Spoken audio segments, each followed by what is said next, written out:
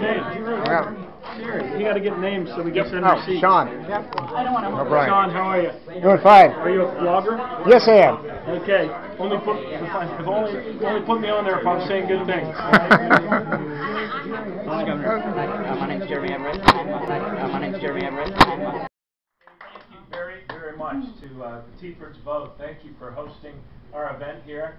And the representative told me when I'm done introducing you, you get up on top of the hearth, and that's where you speak from.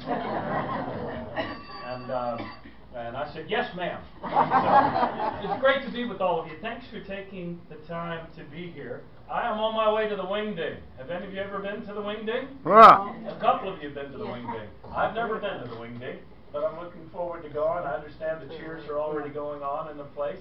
I'm going to see the Venerable Berkeley Bedell there, who's been a terrific friend and very encouraging of me in every way.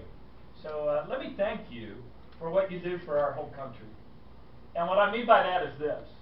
In a time when it seems like big money has just become so very all-pervasive in our national politics, the people of Iowa are the defense against that encroachment. And all of you make sure through your caucus process that the individual person matters, that individual people matter. And corporations are not people, but the people of Iowa are the people that will go out to their caucuses and will make the decision that informs the rest of the country after you've had an opportunity to see each of us 2 and 3 and 4 and 5 times, right? And I'm learning this because I've run into some of your neighbors who say, it's my 3rd time seeing you. I'm seeing a lot of growth. Keep doing what you're doing. I'm going to see the other ones as many times as I can, and then I'll let you know what my decision is several months from now. So that's all fine and good. And to those of you who have run before and were defeated and run again, thank you for being candidates. And true story I will share with you, my first race for office, I ran against not any city senator, but the chair of the city senators.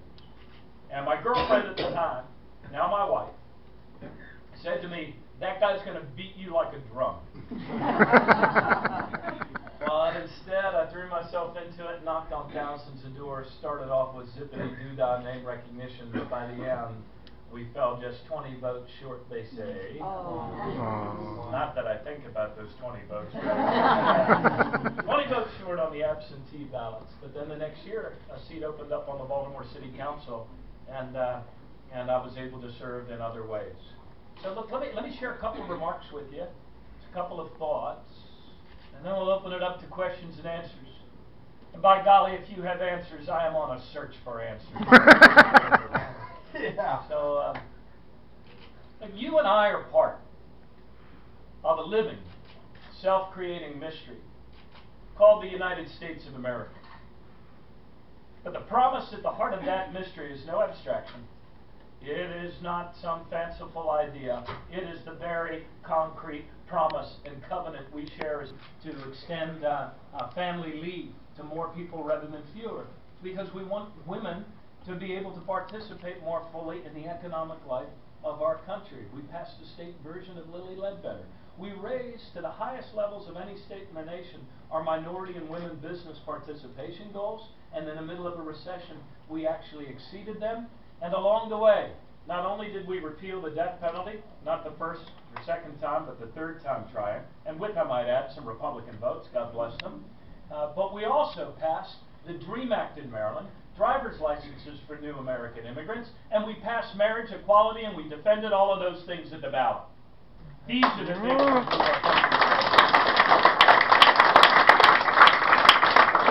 country. We defended not only a AAA bond rating, but also the highest median income all through that recession. Now, what does that have to do with the here and now? I believe it has a lot to do with the here and now, because our country is once again in need of new leadership. We need to have the courage in one another and the faith in our ideals to forge a new consensus for progress. My daughter, my oldest daughter, is with me in Iowa today. I have 2 girls, 2 boys. Rich people couldn't do better. My wife is a judge in the District Court of Maryland, which means that I never win any arguments at home, not that I am, that I am frequently overruled. But my oldest oldest daughter, Grace, is with me campaigning today. She and her little brother, William, who's 17, were at the state fair yesterday. But 60 days ago, after her father announced for President of the United States at home in Baltimore, land of the free and home of the brave, little girl came up to her at Walter P. Carter Elementary School, where she teaches first grade, and tugged her on the wrist and said, "Miss O'Malley, I'm not so sure about this idea of your father running for president, because quite frankly, I kind of like Barack Obama."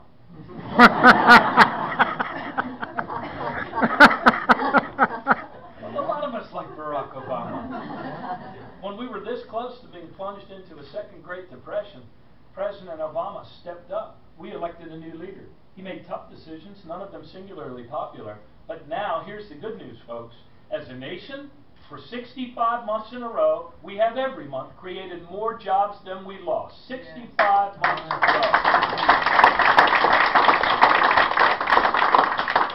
And that is the good news. But the hard truth of our times is this. 70% of us today are earning the same or less than we were 12 years ago. And that is not how the American dream is supposed to work. That's not how our economy is supposed to work. That's not how our country is supposed to work. Over the longer arc of 30 years, we followed that trickle-down theory of economics, and sometimes we're complicit ourselves as a party in practicing trickle-down light. The basic theories of which were concentrate wealth at the top, remove regulation everywhere you can, and keep wages low so we can somehow be more competitive, whatever the heck that meant. Didn't lead to that cloudburst of jobs and opportunity. Instead, it led us to such a concentration of wealth that it is literally sucking opportunity out of the homes, the wallets, and the neighborhoods of the many. And when any nation reaches this point in her history, there's only two paths forward, and only one of them is good. One is a sensible rebalancing based on the common good we share, and a remaking of our economy so it works again for all of us. The other option and the other path is pitchforks, or stones, or rocks. More of them in the homes of, in the hands rather, of more and more unemployed and desperate young men who feel that they're not needed in their own country.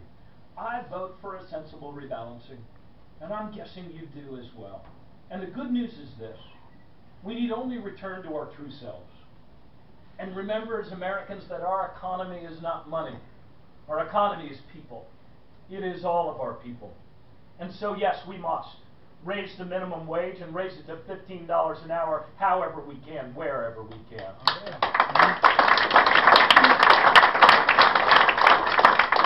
We must pay overtime pay for overtime work. We must advance paid family leave so women can participate fully in the economic life of our country.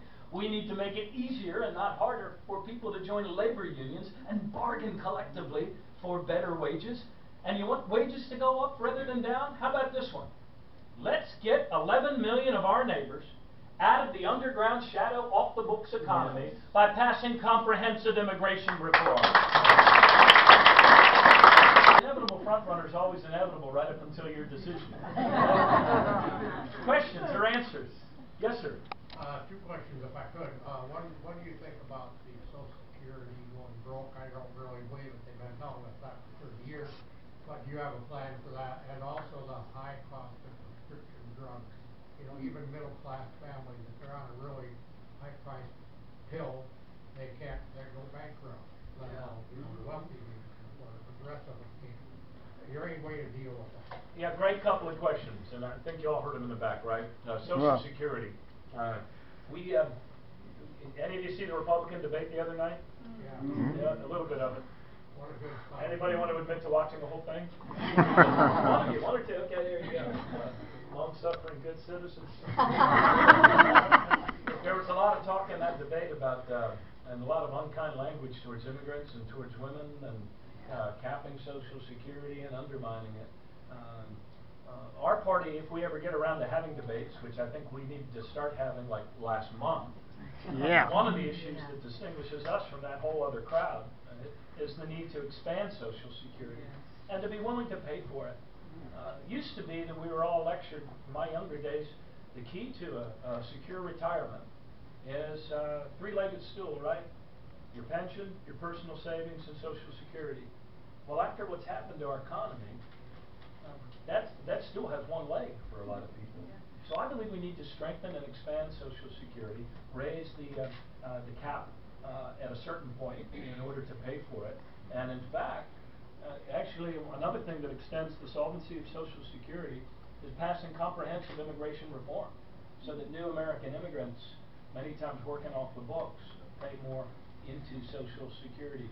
On the prescription drug issue, I think we need to find a better way, and I don't know exactly what the solution is, but I talked to somebody the other day who had some ideas. Traditionally, we have given exclusive patents to drug companies when they develop a new cure so that they can recoup their R&D. And I think probably there's a more humane and a better way to allow a reasonable rate of return on those investments than what we've done now. It also, I think we need to find some way, and I don't know the answer, maybe one of you here has an idea, but somehow we have to find a way to allow the drug companies to recoup their business expenses without gouging all of us or putting people's lives on the line if they can't afford to pay their medicine, or making people choose between whether a family member goes without or whether they lose their home. I think there's got to be a better way to allow a rate of return for a longer period of time in exchange for lower prices. Thank you. Yes, Representative. Governor, thank you for being here, Thank and you. I'm really honored to be here just to hear what your platform is and what the issues you stand on. And you mentioned mass incarceration, which is extremely important to my people, the African Americans in not only the state of Iowa, but the country. I just wanted you to, if you could get a little more specific on some of the strategies that you might employ as president, and maybe, I don't know, some of the things that you've seen or have done as governor in Maryland. Awesome, thank you. We just came out and I unveiled it at the Urban League in Fort Lauderdale last week, an agenda for criminal justice reform in our nation. There is no candidate in either party who has tended more on a daily basis to the heart of this wound we share as Americans around race, law enforcement, and violence than I have. When I ran for mayor of Baltimore in 1999, it was not because things were going well. It was because we were burying every year more than 300 young men, mostly young and poor and black, than any other, than most, at a higher rate than any other place in America. We put our city on a path to achieve the biggest reduction in Part 1 crime, and over 15 years of executive service, we spared about 1,000 young black men from having to die violent deaths. And there's no such thing in our country as a spare American, and that was our rallying cry then.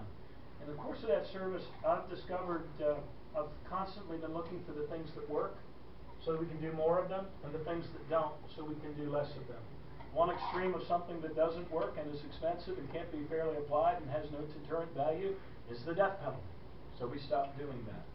Another thing that wasn't working and had no deterrent value was supervising everybody on parole and probation so much that we supervised nobody at all. And oftentimes made it harder for people to go to work and do what they need to do. And so we created some good time credit on parole and probation and those sorts of things. We also increased our efforts on reentry.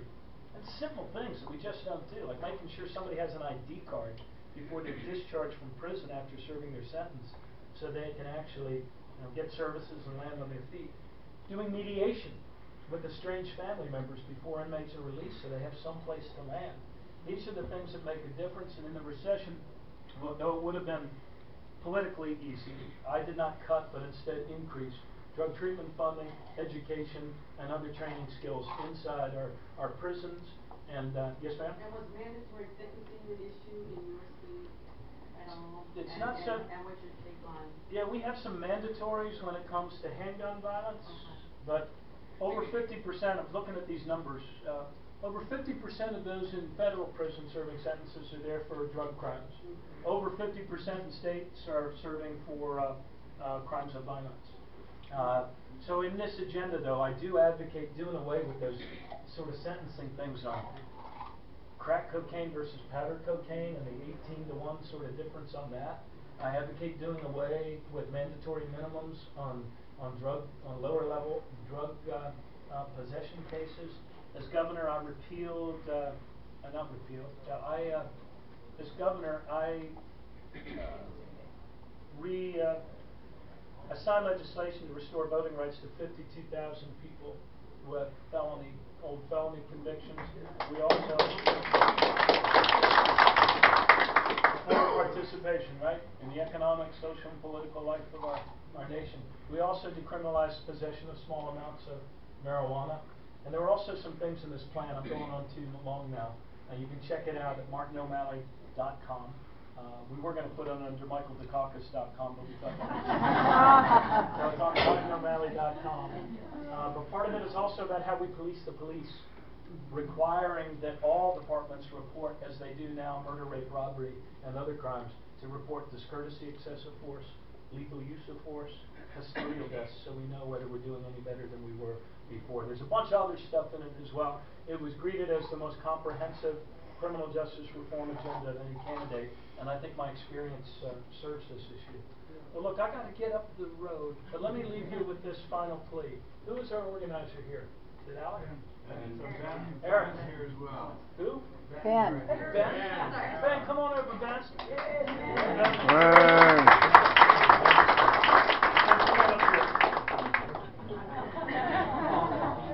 If Ben doesn't get at least 10 people to sign up in his area to caucus for O'Malley, he cries himself to sleep. Don't let Ben cry himself to sleep. We need your help, and I'd love to stay in touch with you as you make up your decision. And I thank you so very, very much for what you do for our country and for coming out today to listen to me. Thanks a lot.